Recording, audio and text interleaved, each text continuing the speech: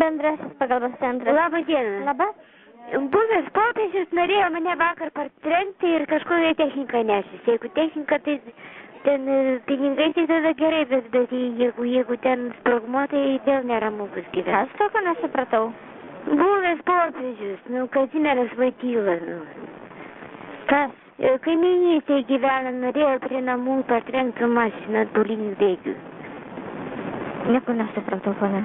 Tai labai aišku. Man tai nieko neaišku. Prie ko čia popiežius?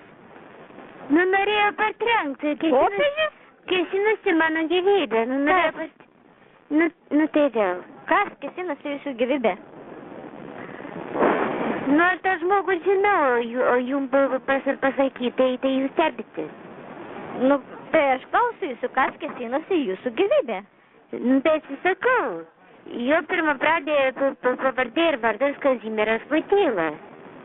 Jonas Paulius II ar III aš jau nebesuskaičiuoju. Tai jisai, ponė, jau keli metai kaip miręs žmogus, kaip jis galėjo kėsintis jūsų gyvybę? Miręs, nemiręs, čia klaustukai, yra ir delikavimo elementų kitą kartą. Ponė, jisai miręs yra jau tas popiežius. Ir Vilnius buvo atvažiavęs vieną kartą prieš 15 metų, kaip jis galėjo kėsintis į jūsų gyvenimą? Tai